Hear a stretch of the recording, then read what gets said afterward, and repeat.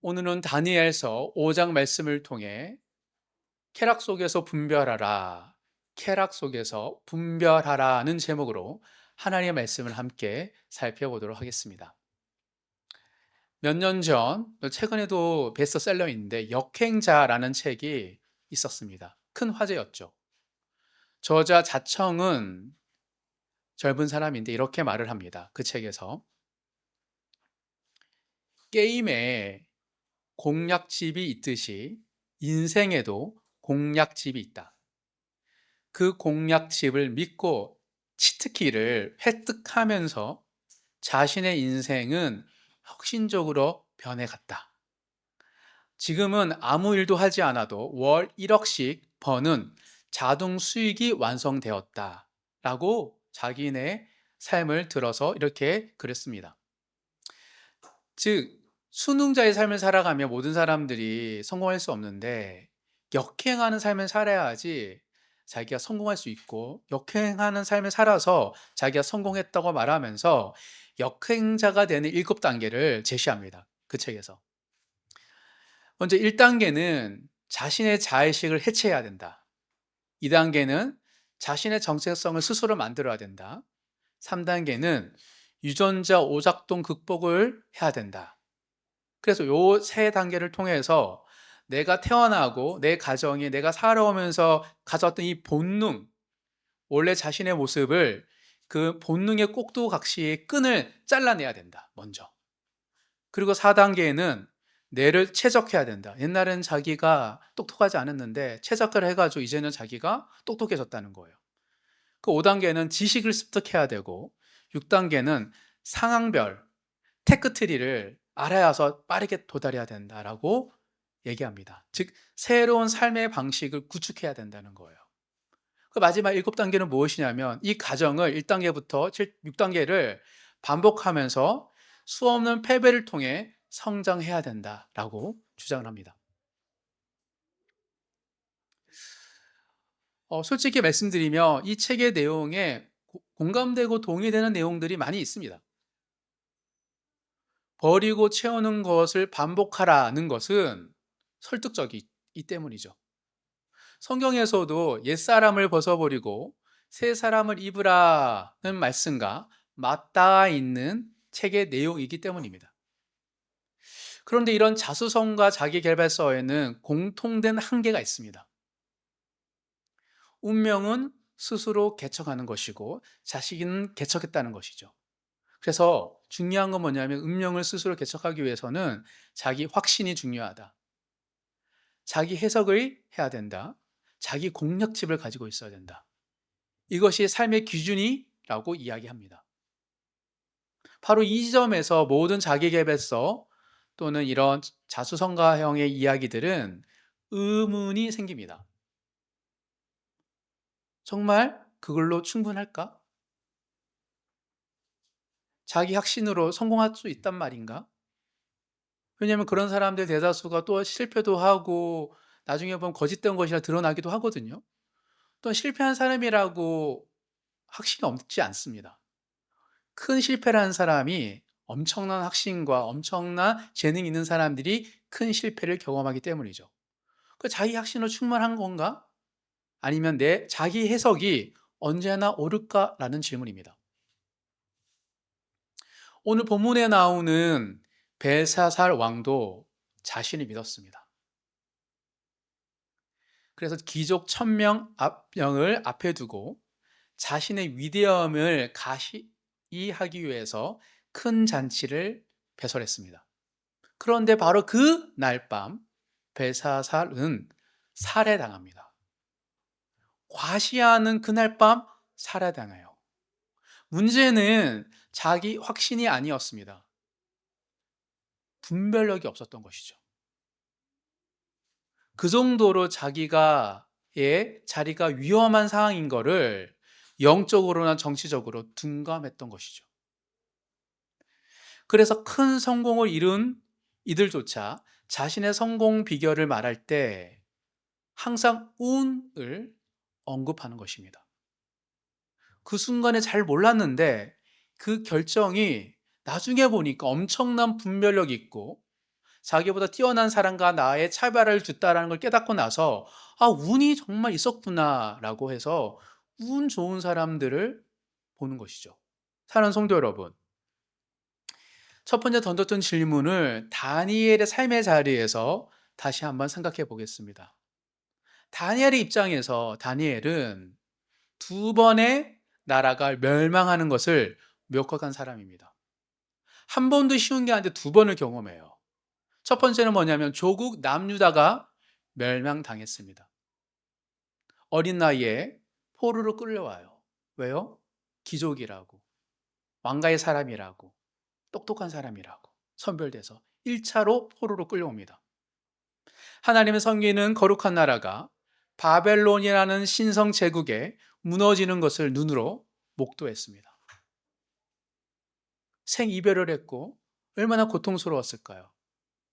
어렸을 때부터 왕이 주신 음식을, 포도주와 고기를 거부하면서 성과를 내야 됐습니다. 성과를 내지 못하면 언제든지 죽을 수 있는 삶을 살았죠.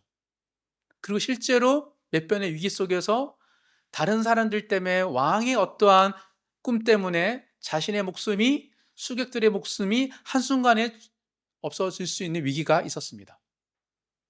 두 번째 멸망은 바벨론의 멸망입니다. 오늘 본문에 나오는 것처럼 다니엘은 바벨론에서 수십 년을 살았고 왕궁에서 바벨론을 관리하는 사람으로 지냈습니다. 삶의 대부분을 보내는 곳이 바로 바벨론 제국이었습니다. 그런데 그 바벨론이 오늘 본문에서 하루아침에 무너집니다. 사랑하는 성도 여러분, 바벨론은 이 두 나라의 멸망을 어떻게 해석했을까요? 자기 확신, 자기 해석이 중요하다면서요. 어떻게 해석했을까요? 남유다의 멸망은 하나님의 심판이었습니다. 그렇다면 바벨론의 멸망은 무엇이죠? 하나님의 심판입니까? 하나님의 구원입니까? 코에 걸면 코걸이, 귀에 걸면 귀걸이일까요? 우리가 어떤 것을 바라볼 때 해석하는 게 희망회로일까요? 아니면 하나님의 뜻일까요? 이걸 분별하는 것은 정말 쉽지 않습니다. 입장 차이도 다르고, 또한 그것에 대한 생각도 다르고, 또 그 결과 일어나진 일들이 다양하기 때문이죠. 특히 내가 했던 것이 성장하는 게 말고 멸망하는 것, 퇴사할 때, 이별할 때 그것을 해석하는 것은, 분별하는 것은 정말 어렵습니다. 그래서 성공적인 자기 개발서들은 말합니다. 당신의 확신을 믿으라. 그리고 너의 공략집대로 살면 된다. 게임이다, 인생은.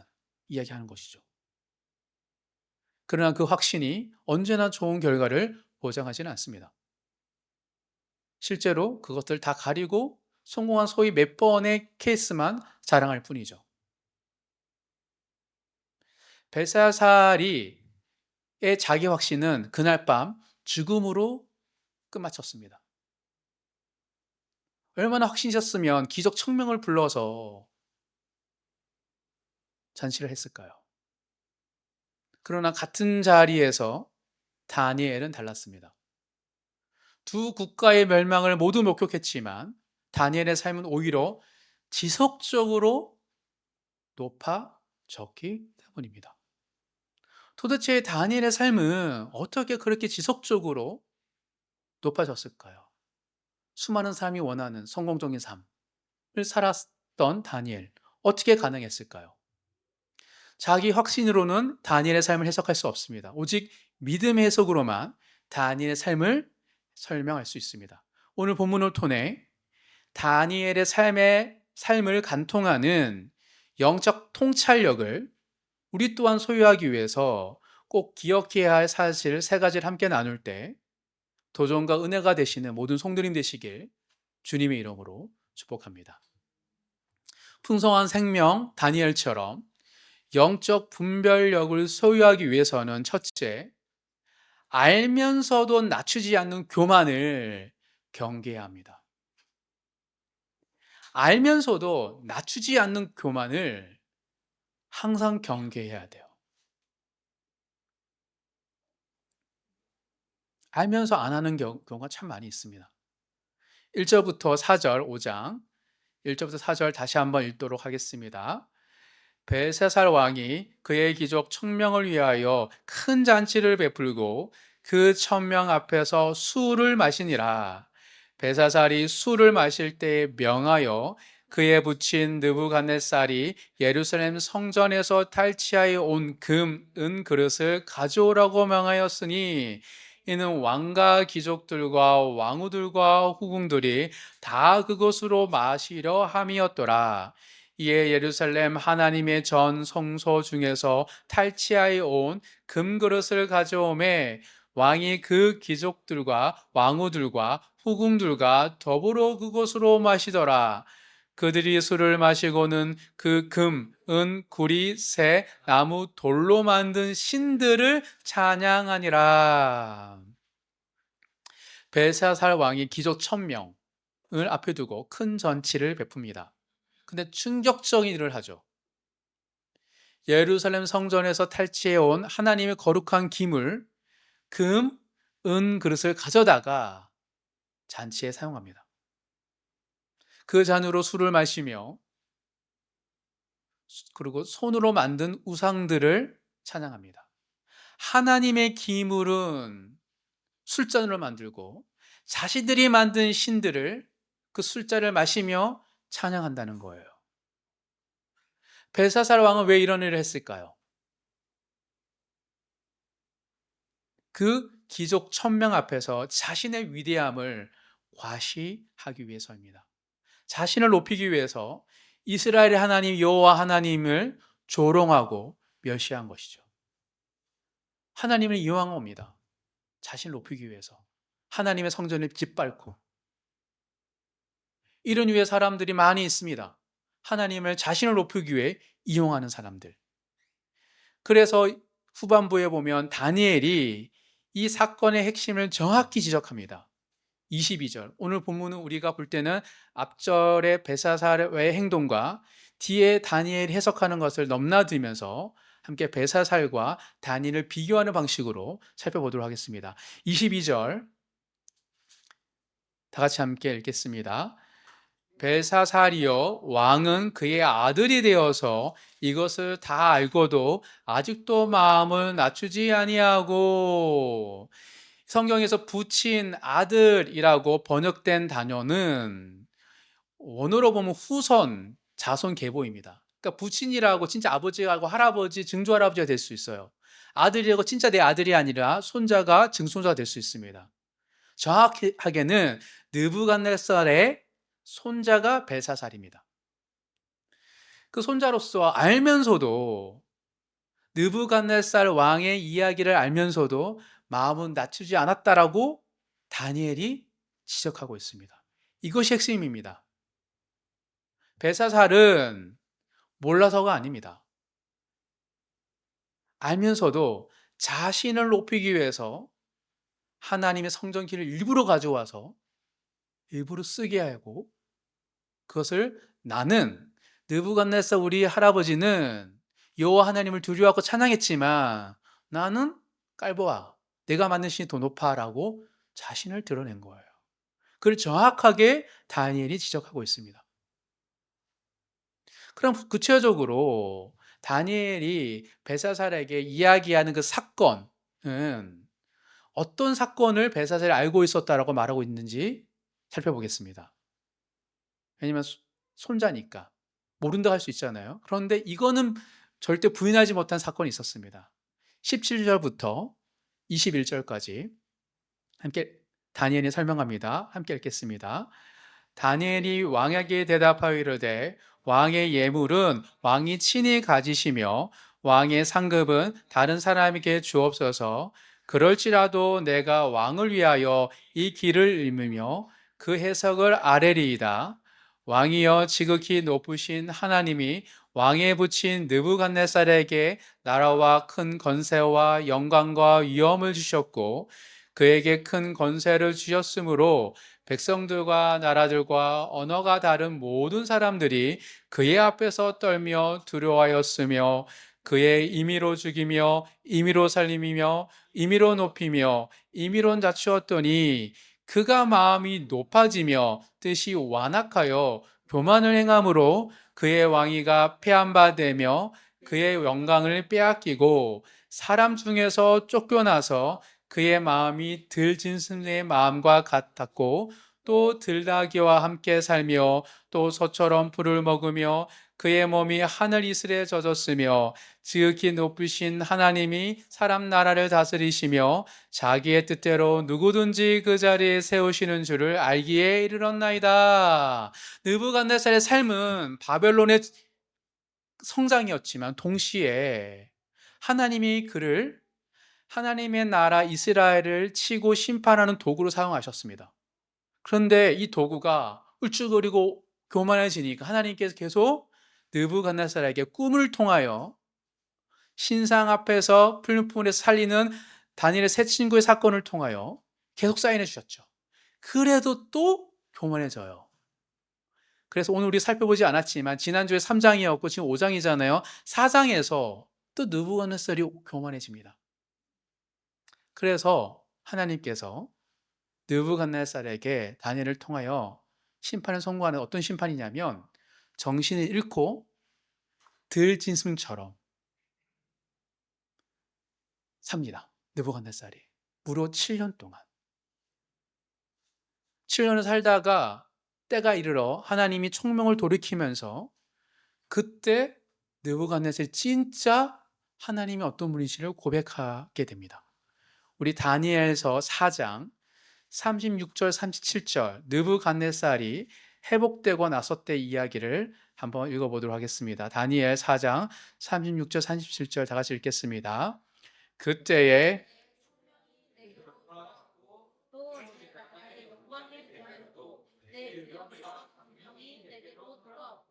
또 나의 모사들과 관원들이 내게 찾아오니 내가 내 나라에서 다시 세움을 받고 또 지극한 빛새가 내게 더하였느니라. 그러므로 지금 나 느부갓네살은 하늘의 왕을 찬양하며 칭송하며 경배하노니 그의 일이 다 진실하고 그의 행하신 일 의로우시므로 교만하게 행하는 자를 그가 능히 낮추시니라. 다니엘은 벨사살에게 바로 이 사건을 누구보다 잘 알고 있었지 않냐고 지적합니다. 그 7년 동안 누가 다스렸겠어요? 느부갓네살 아들이, 그리고 그의 아들인 벨사살이 함께 이 위기 앞에서 바벨론을 지켰던 것이죠. 그런데 이 모든 사건은 전말을 알면서도 벨사살은 마음을 낮추지 않습니다. 23절, 24절, 5장 2절 읽겠습니다. 도리어 자신을 하늘의 주제보다 높이며 그의 성전 그릇을 왕 앞으로 가져다가 왕과 귀족들과 왕후들과 허궁들이 다 그곳으로 술을 마시고 왕이 또 보지도 듣지도 알지도 못하는 금은 구리, 새와 나무, 돌로 만든 신상들을 찬양하고 도리어 왕의 호흡을 주장하시고 왕의 모든 길을 작정하시는 하나님께는 영광을 돌리지 아니한지라. 이러므로 그의 앞에서 이 손가락이 나와서 이 글을 기록하였나이다. 벨사살은 알면서도 낮추지 않는 것을 넘어서 도리어 자신을 하나님보다 높였습니다. 하나님께 영광을 돌리지도 않았을 뿐만 아니라 하나님을 대적한 것이죠. 멸시하고 하나님을 이용했습니다. 그래서 하나님께서 손가락을 통하여 나타난 것이라고, 심판하는 것이라고 지금 다니엘이 말하고 있습니다. 교만의 가장 무서운 특징이 있습니다. 그것은 뭐냐면 알면서도 회개하지 않는 거예요. 사탄이 누구보다 하나님을 알죠. 우리보다 사탄은 하나님이 하나님 되시면 압니다. 왜요? 대면했잖아요. 창세 이후로 섬겼잖아요. 하나님의 어떤 분이신지를. 근데 돌이키고 교만하잖아요. 알면서도 대적하는 거죠. 교만이 그런 거예요. 이 악이 교만을 통하여서 알지만 절대로 하나님께 엎드리지 않는 것이죠. 회개하지 않습니다. 느부갓네살은 잘 보세요. 교만했죠. 그런데 회개합니다. 다시 교만해지지만. 그래서 7년 동안 들짐승 살잖아요. 그는 교만했지만 하나님이 말씀하실 때 하나님 앞에서 엎드려 회개했습니다. 그래서 하나님이 또 기회를 주시고 그를 회복시켜 주셨던 것이죠. 그런데 벨사살은 그 할아버지의 삶을 알면서도 끝까지 회개하지 않습니다. 우리가 보기에 나쁜 놈이라는 사람들이 있는데 그들이 회개를 잘하는 사람일 수 있어요.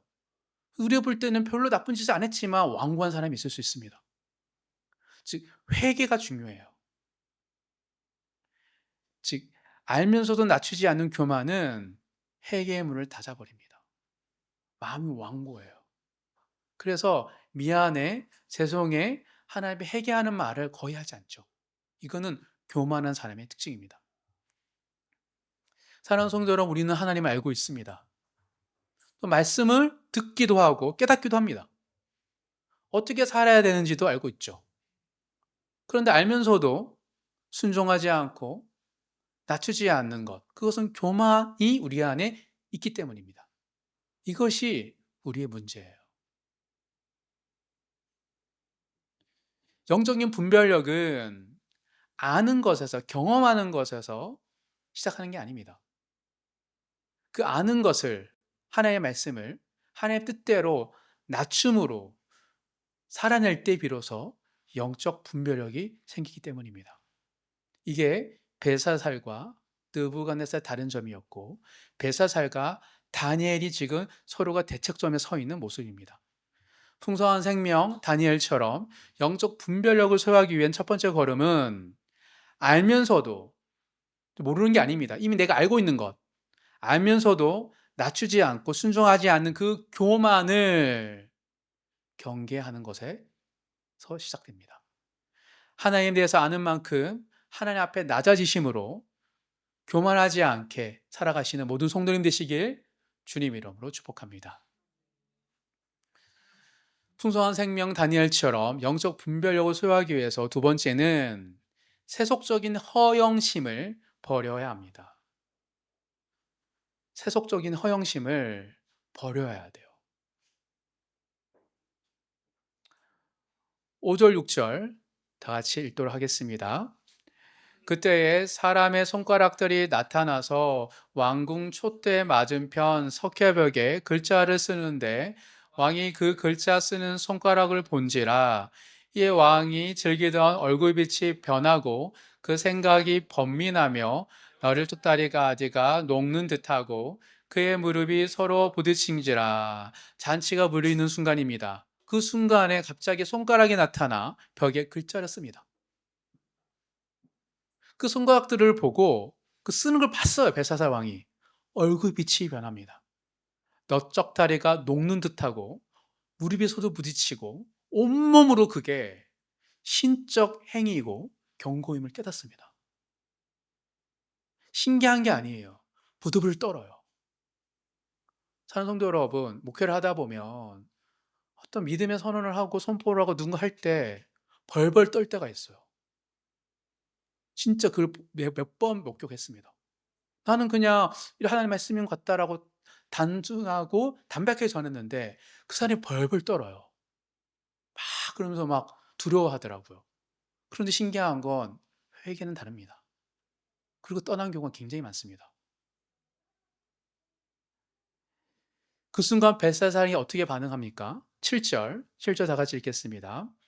왕이 크게 소리질러 술객과 갈대아 술사와 점쟁이를 불러오게 하고 바벨론의 지혜자들에게 말하되 누구를 막론하고 이 글자를 읽고 그 해석을 내게 보이면 자스색 옷을 입히고 금사슬을 그의 목에 걸어주리니 그를 나라의 셋째 통치자로 삼으니라 하니라.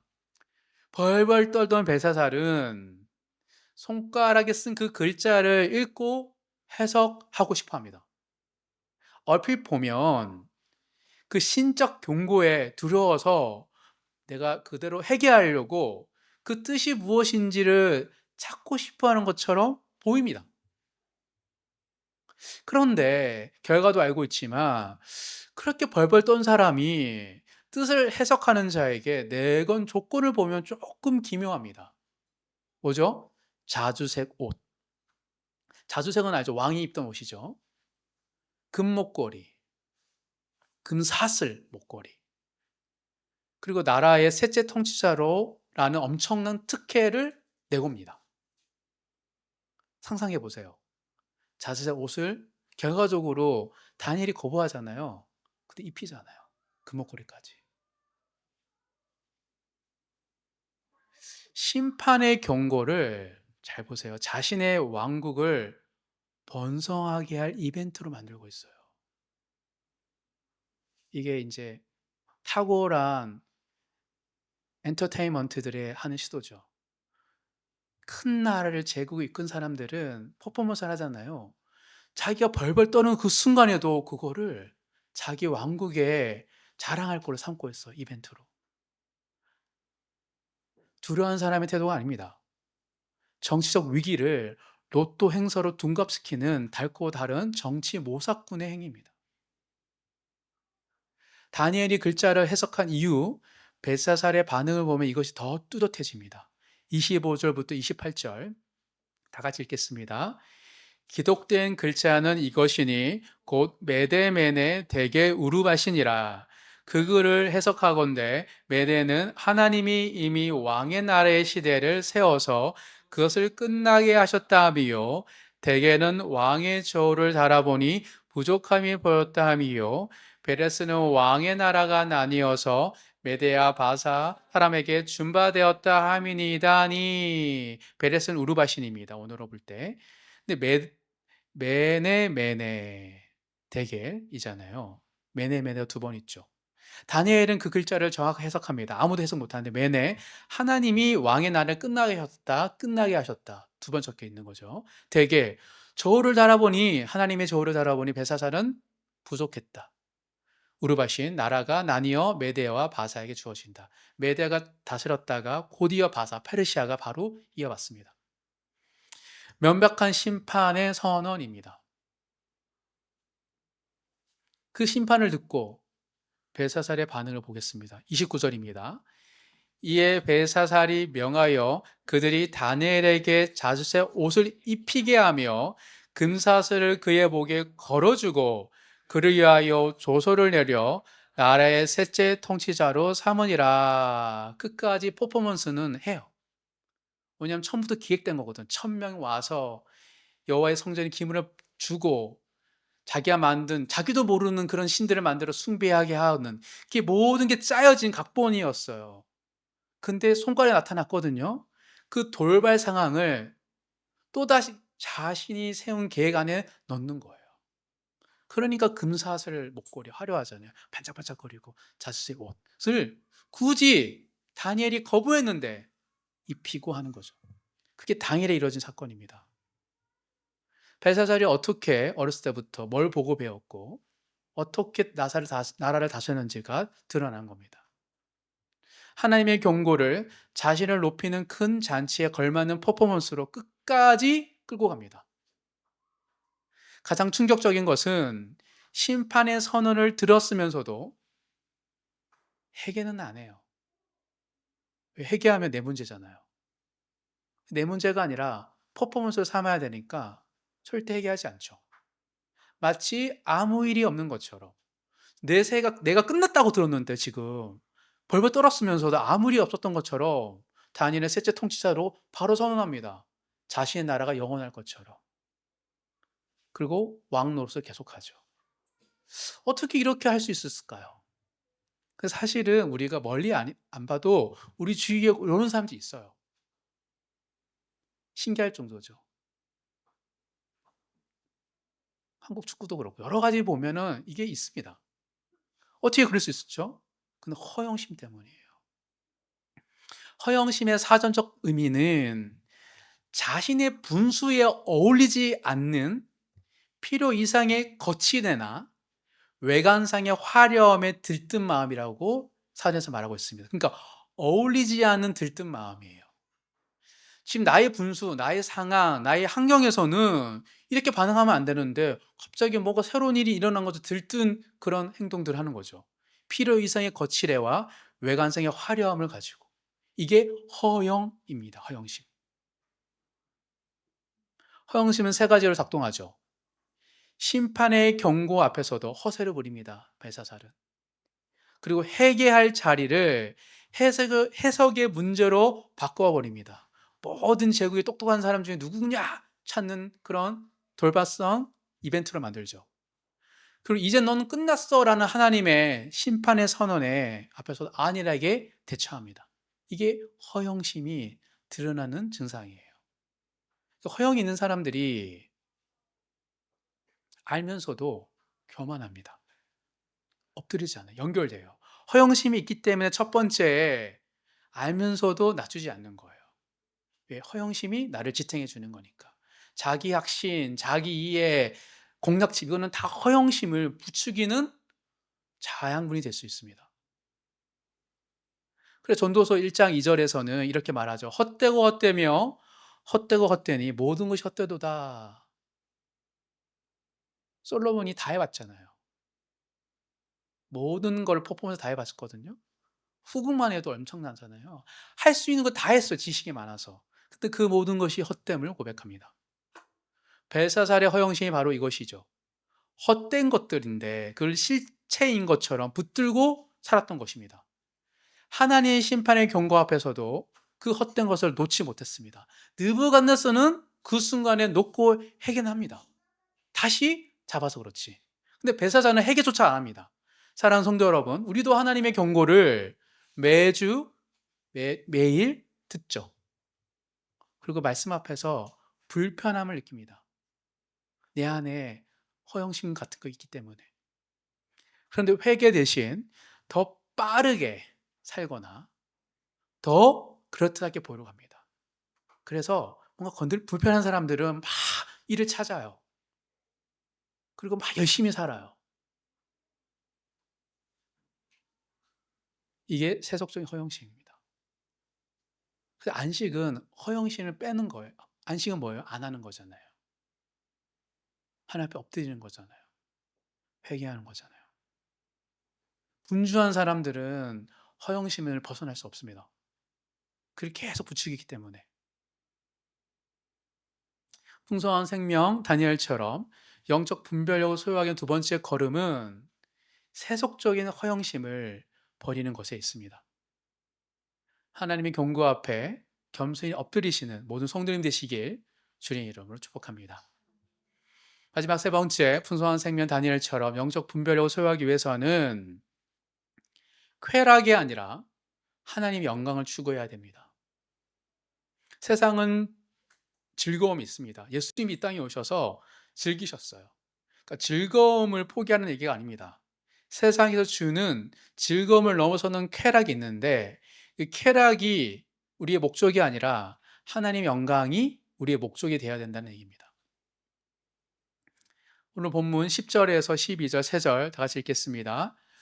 왕비가 왕과 그 귀족들의 말로 말미암아 잔치하는 궁에 들어왔더니 이에 말하여 이르되 왕이여 만수무강하옵소서.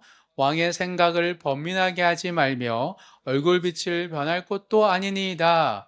왕의 나라에 거룩한 신들의 영이 있는 사람이 있으니 곧 왕의 부친 때에 있던 자로서 명철과 총명과 지혜가 신들의 지혜와 같은 자니이다.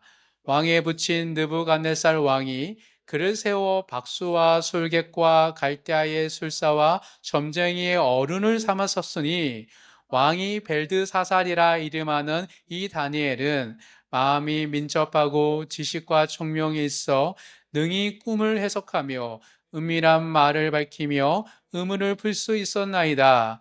이제 다니엘을 부르소서. 그리하시면 그가 그 해석을 알려드리리다 하니라.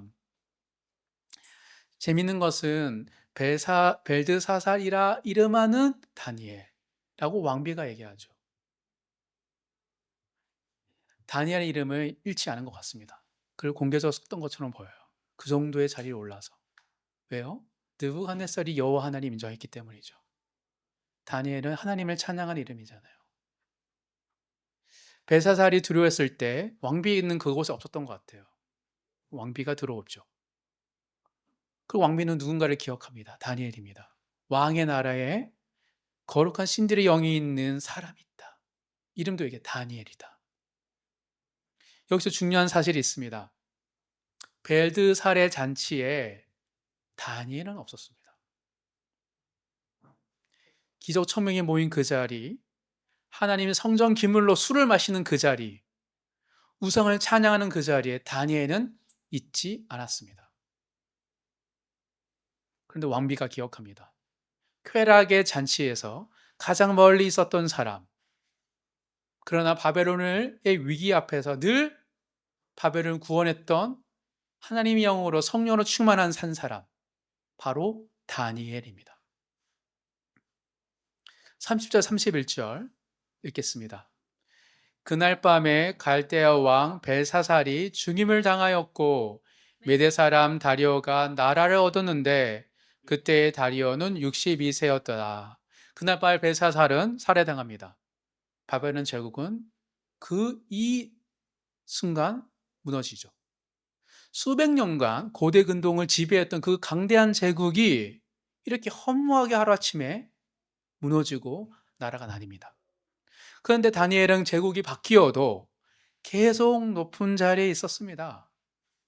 바로 6장에 보면 메데사는 다리오 왕은 다니엘을 되게 사랑하거든요. 그래서 총독으로 세워요. 점점 올라가요. 아니 이렇게 주류에서 멀리 있는데 위기가 오면 또 올라가고 위기가 오면 또 올라가고 이제는 총독의 자기까지 올라갑니다. 그래서 시기하잖아요, 사람들이. 그래서 사직으로 들어가기까지 하죠. 들어갔을 때 다리오가 막 안타까워하잖아요. 가장 중심에 멀리 있었는데 높은 사람이 되고 그리고 사랑받는 사람이 되죠. 바벨론의 쾌락에서 가장 멀리 있었던, 그렇지만 가장 영향이 있었던 다니엘의 삶입니다. 서론에서 우리는 이런 질문을 했습니다. 남유다의 멸망과 바벨론의 멸망을 다니엘의 관점에서 어떻게 해석해야 할까? 다니엘은 그 답을 보여주고 있습니다. 남유다의 멸망과 그리고 바벨의 멸망 앞에서 흔들리지 않고 무너지지 않았던 이유가 바로 여기 있습니다. 다니엘은 어렸을 때부터 나이가 들어 성공하는 그 순간까지 세상이 주는 명예, 돈, 그런 쾌락이 아니라 하나님의 영광을 추구했습니다. 목적이 성공이 아니라 하나님의 영광이었습니다.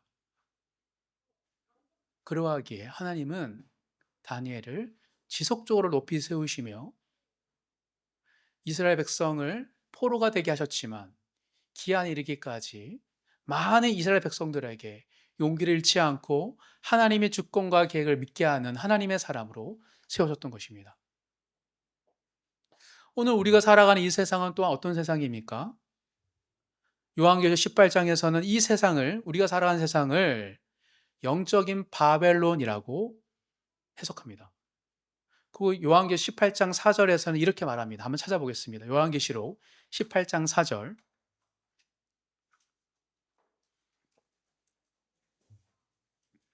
요한계시록 18장 4절 한 절 다 같이 읽겠습니다. 또 내가 들으니 하늘로부터 다른 음성이 나서 이르되 내 백성아 거기서 나와 그의 죄에 참여하지 말고 그가 받을 재앙들을 받지 말라. 바벨론이라고 얘기하거든요, 2절에 보면. 근데 거기서 나오래요. 재앙에 참여하지 말라고 이야기하고 있습니다. 다니엘이 바벨론 잔치에 참여하지 않았던 것처럼 우리도 영적 바벨론의 쾌락에서 나오라고 누가 요한계시록에서 말하고 있습니다. 근데 다니엘은 바벨론을 떠난 건 아닙니다. 메대에도 있었고 더욱은 바사에도 있어요. 나라가 3번 멸망한 걸 다 보는데 가장 그 중심에서 권력을 잃지 않고 있는 거예요. 바벨론 안에 있으면서 바벨론의 쾌락에 참여하지 않습니다. 이게 진짜 어려운 것인지를 여러분 알 겁니다. 이 진짜 어렵습니다. 근데 이것이 그리스도인의 삶이죠. 예수님도 이 땅에 오셔서 그렇게 사셨습니다. 세상에 오셨지만 세상의 쾌락에 사로잡지 않으셨습니다. 잡히지 않으셨습니다. 오직 하나님의 영광을 위해 사셨죠. 그래서 유혹하는 제자들에게 사단아 물러가라 할 정도로 예수님은 할 수 있었지만 하지 않으셨죠. 왜요? 하나님의 영광 부르심을 위해서. 사랑하는 성도 여러분, 바벨론이 무너져도 하나님은 세우십니다. 세상의 제국이 바뀌어도 하나님의 영광을 추구하는 자들은 흔들리지 않습니다. 이것이 믿음의 해석이에요.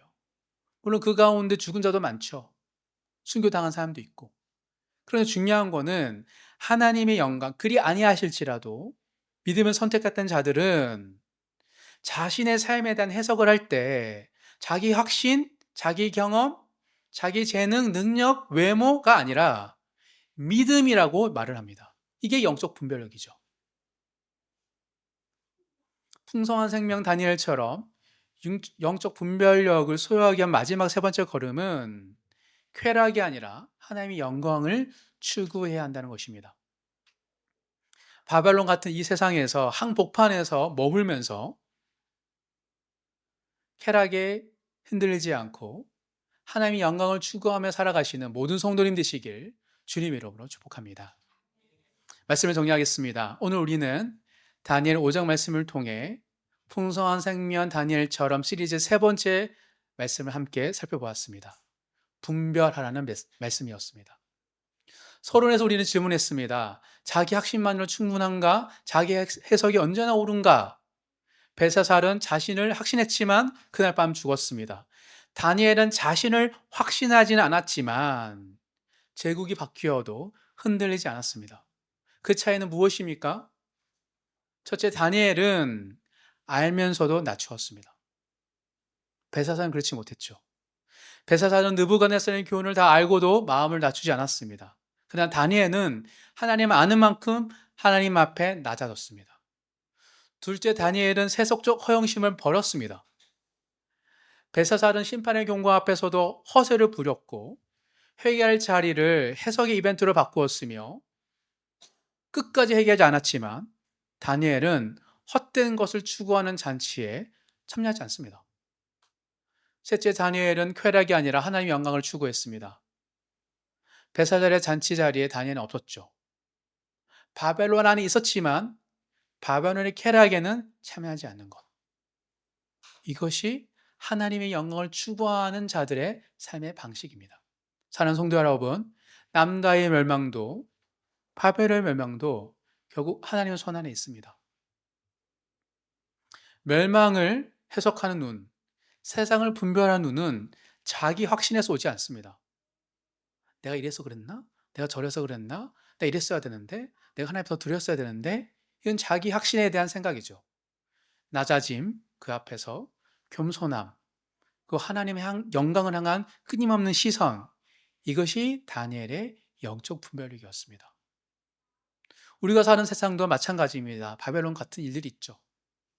그래서 나라도 흔들리고 사람도 흔들리고 흥망성쇠도 있고 개인적으로 실패도 많고 넘어짐도 있습니다. 그런데 하나님의 영광을 추구하는 자는 흔들리지 않습니다.